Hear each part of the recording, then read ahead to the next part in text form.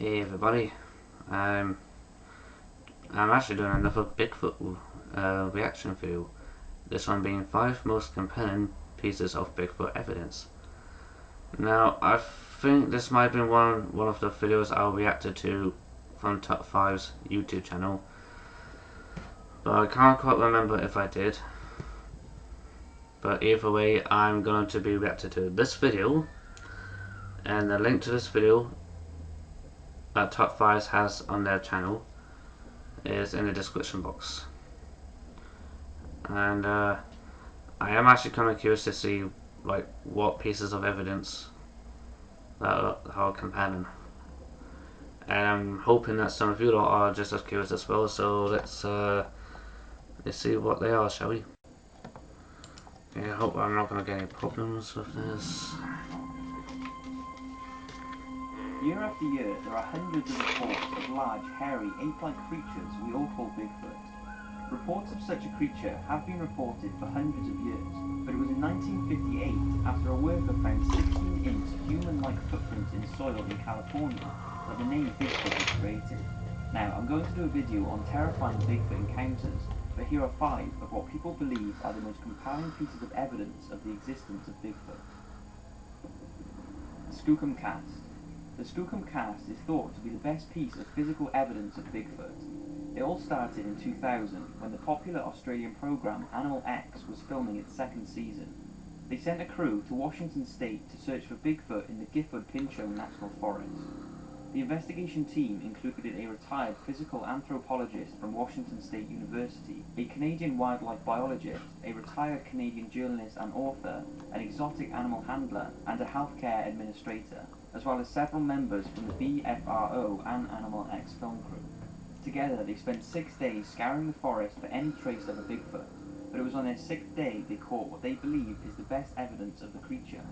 They were using a piece of fruit near a patch of mud in hopes that the Bigfoot would go in to take the bait and leave a clear sign of its presence in the mud. Sure enough, on their 7th day, the 22nd of November, they found a large animal-like impression on the ground.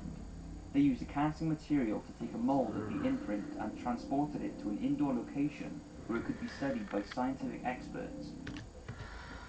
Okay, so that seems kind of interesting. But I'm gonna stick it in. I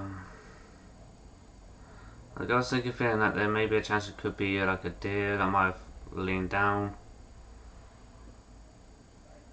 That might have leaned down and left some an imprint on the mud. But this does depend on whether or not there are any hoof prints in the mud that they were able to get a plaster cast off. Who believe the cast showed anatomical features that is believed to represent an 8 to 9 foot tall humanoid creature. Details of the cast showed evidence of dermal ridges or fingerprints, which only primates are known to have, and many of the team who examined the cast agreed that it cannot be attributed to any commonly known northwest animal and may represent an unknown primate. There were also hairs present in the imprint that were collected and studied. They were analysed by Dr. Fahrenbach, who worked for the Oregon Regional Primate Research Center. He has a collection of unexplained hairs believed to be that of Bigfoot, and although a few hairs found at the Skookum Cast were that of elk, there was a hair shown to be from an unidentified primate that was similar to the other unidentified hairs in his collection. So, with that, this is the scenario the team and many Bigfoot hunters have put forward. A Bigfoot was attracted to the fruit but did not want to leave its tracks in the mud, so it crawled to the bait, reclined on the ground and ate the fruit before leaving in a similar fashion, but not before leaving the large imprint thought to show its forearm, hip, thigh, heel, ankle and its Achilles tendon. On the other hand, the theory put forward by those who do not believe in Bigfoot, or those who do believe but do not think that the impression is the creature, say that it was most likely an elk. The muddy area the bait was placed is strongly believed to be an elk wallow where they roll around in the mud, and one of the members on the expedition said that an elk could have made the impression and bounced up without leaving hoof marks. But there are many who say that there would have been hoof marks all around the muddy patch, as an elk would not be trying to stealth up to the fruit. So for some, the cast is one of the most convincing pieces of evidence of Bigfoot, and for others it's nothing more than an elk imprint. But what did stop to eat the fruit without leaving any sign of its arrival is a mystery. Paul Freeman. Paul Freeman was an American cryptozoologist who passed away in 2003. He spent most of his life searching for Bigfoot and claimed to have discovered Bigfoot tracks showing dermal ridges, spotted an 8-foot tall creature covered in reddish-brown hair in Washington in 1982, and in 1994 he recorded his most famous footage. The original footage he recorded is nearly 8 minutes long, but here is a shortened version showing the best parts. It was recorded near the Blue Mountains region and shows what's believed to be big footprints on the ground that Paul has filled with a material to make a cast mold. Then a creature can be spotted walking in the woods. It looks at Paul, seems to stop in its track before making its way deeper into the forest. Then, in the second part, when Paul goes into the woods to investigate, he spots the apparent Bigfoot again, and some say it is picking up a juvenile Bigfoot before walking away. Take a look. Oh shit, he's come down one back up both. Yeah. Look at that. Yeah, he's going back up the road, come down the road. Yeah, look at that. I hear the brush popping and stuff.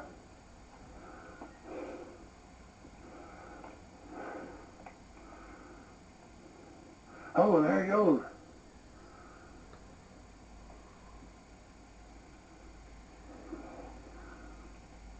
Jesus.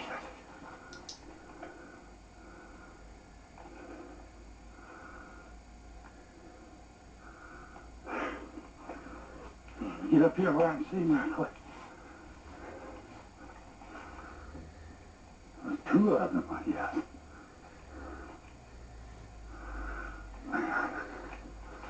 Oh, I wonder where they went.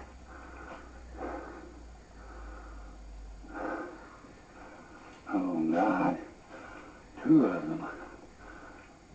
Where'd they go? Never mind. Yeah, I can see there be quite a lot of people who may probably be skeptical about that video footage. Um, but I will admit it does kind of depend on like how much money that this dude may have made of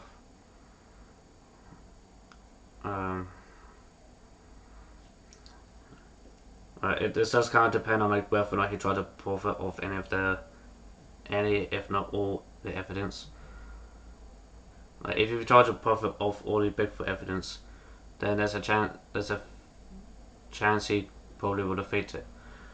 But if he only tried to profit off one piece of evidence out of all the Bigfoot evidence, then there's a chance that may add some credibility to his claim. Oh, my heart beating 40 miles an hour. Must have went up over the hill there or something. There are a number of reasons why people think Paul's footage is genuine. One is that Paul never showed any reason to fake the footage. He was a relatively poor man and did not want to try to profit from the footage. It's thought he spent around $50,000 on Bigfoot research in his time and only made around $2,000 from doing one interview. In the interview, he was questioned on the authenticity of the footage and told the interviewer and his wife, who was sat by him, that it was real. The interviewer told that he was confident Paul had not faked the footage. So maybe Paul Freeman did hoax the footage in search of attention, but since he passed away in 2003 and his wife cannot be contacted to be questioned, I guess all we can do is trust him and make up our own conclusions, or dismiss it as a hoax. The Florida Skunk Ape. On December the 22nd, 2000, an elderly... Well, yeah, I've heard about the Florida skunk ape. The Florida skunk ape is meant to be like one of like a dozen or so different types of Bigfoot that's that's allegedly seen and or heard in America.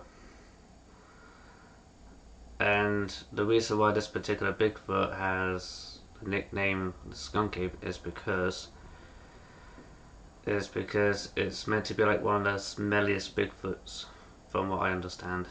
Because it kind of smells a little bit like, because the smell is kind of like similar to that of if someone or something got sprayed by a skunk. Like allegedly people who believe in the skunk ape report report that type of smell who if they ever encountered one.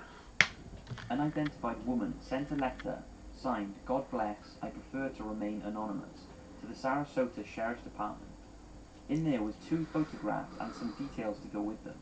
The story started in 2000 when the elderly lady and her husband were living in Sarasota County, Florida, and took 2 photographs of an ape-like creature believed to be a Florida Bigfoot, also called a skunk ape or the Mayaca skunk ape due to its awful smell.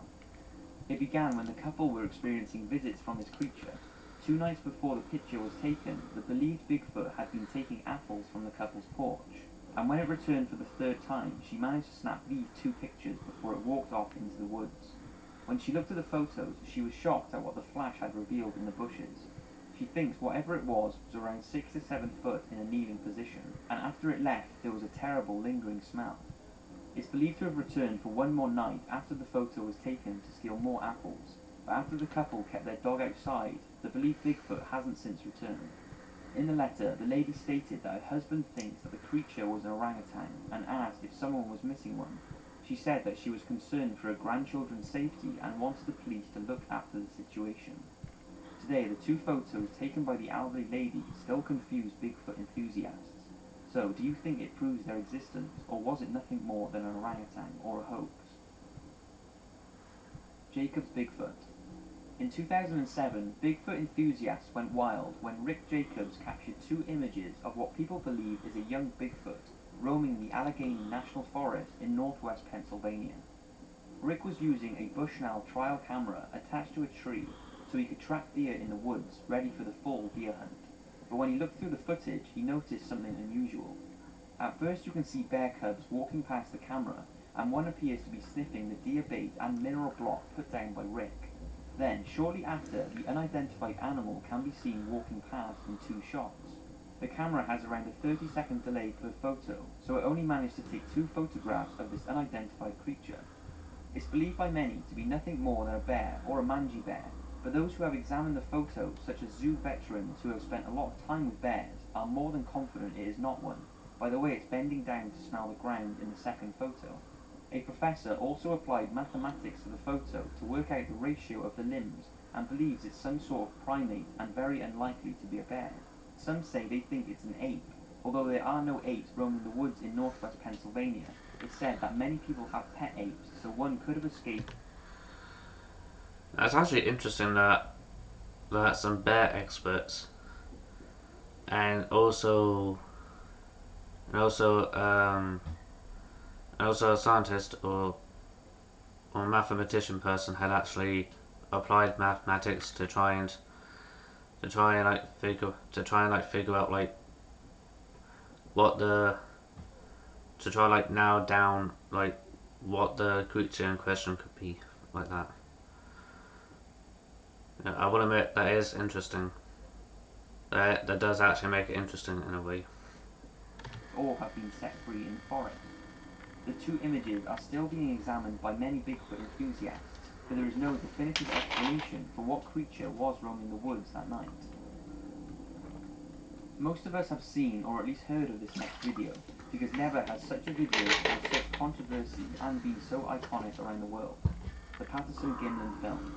It's been scrutinized and examined by scientists, forensic examiners, anthropologists, animators, CGI experts, zoologists, and many others. And despite the enormous amount of people saying it's fake, there has never been any solid proof that it is. It all started when Roger Patterson became interested in Bigfoot after reading an article in 1959. He wrote a book about the creature, and in October 1967, both he and his experienced outdoorsman friend, Robert Gimlin, went on a horseback hunt in Bluff Creek, California to hunt for Bigfoot. They chose this area as Bigfoot sightings are common there, and a few years previous to their trip, construction workers reported to the press of large human-like footprints in the soil. On the afternoon of the 20th of October, they spotted what they believed was a female Bigfoot walking across a sandbar. Patterson's horse apparently reared due to seeing the creature, and he fell to the ground.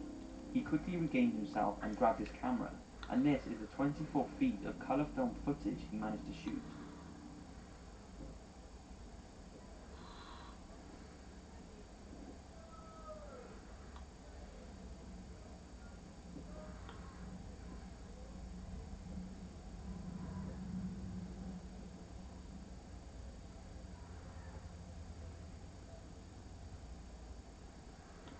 Oh, there it is. I couldn't see it at first. Now you steady your goddamn hand.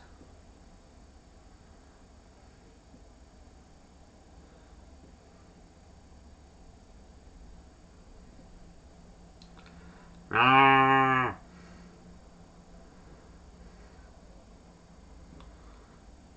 At least the Bigfoot's smart and just walks away because that Bigfoot is way more smart than most people. After Patterson's film Just had run freaking out, like, Gimlin nope, tried to follow fuck it that on shit, Twitter, I'm out. but it disappeared into the woods. Yeah, I like how this Bigfoot is pretty much like the smartest.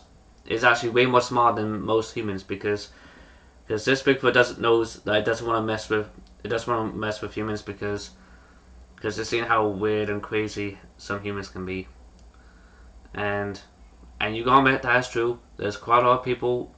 There's quite a lot of people who are weird and or crazy, and I'm one of them. Woods. Patterson called Gimlin back, and they both tracked the believed Bigfoot for a few miles before returning to the initial Did they site, take any measuring photos the and peak or of plaster stride casts? and making 2 plaster casts of the most visible footprints. Since its release, the film is said to be a hoax by many and a genuine Bigfoot encounter by others. The most common theory is that it's simply a man dressed in a gorilla suit.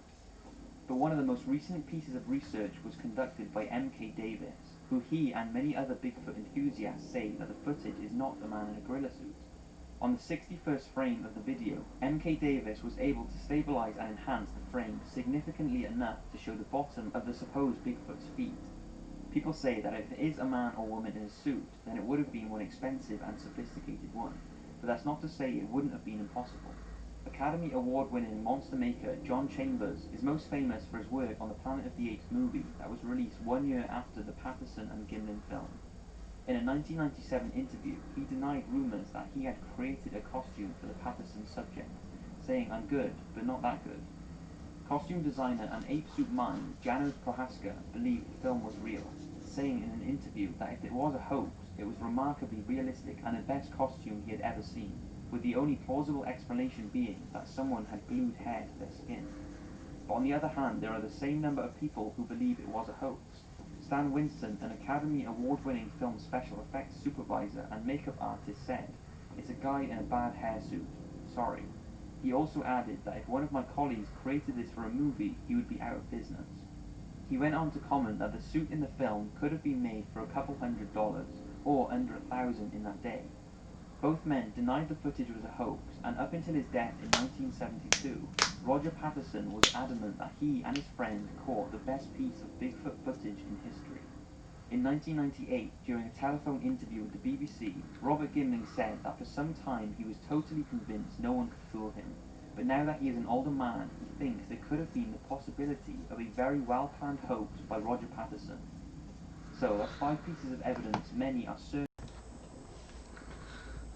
Well, I want to admit that Patterson Ghibli film is probably like the most famous piece of evidence of Bigfoot that's been around for donkey's years. Um, um, yeah, and I'm actually um, all the way up to June 27th, 2015, when Top 5's uploaded the original video that I'm reacting to. The video is still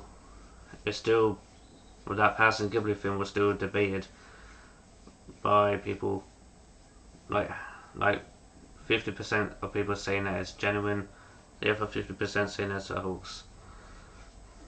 Heck, now in the year 2020, I think some people still think it's probably still think the same. He's probably still got that same debate. A lot of people are like fifth, split down the middle.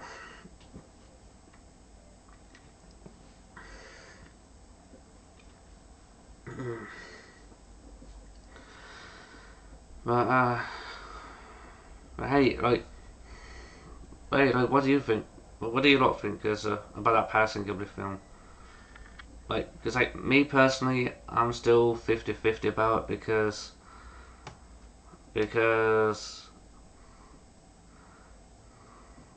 there's only like 20 seconds or so of that video footage, which is also really grainy uh, as well. But then again, it was filmed in 1967, so it kind of so the video would, and since it's 2020, the film would actually be quite literally 53 years old, I think, unless I'm mistaken, I don't know. Um, anyway, I hope you all enjoyed this reaction video. This original video by Top Fives. Well, I like the link to this original video by Top Fives is actually going to be in the description box down below. So you can go check out the original video without my reaction slash commentary, and you'll be able to check out all the other videos from Top Fives as well. You can give my reaction video a thumbs up and whatnot, and subscribe and whatnot. And again, leave a comment down below. Any comments down below, like what your thoughts are about Bigfoot.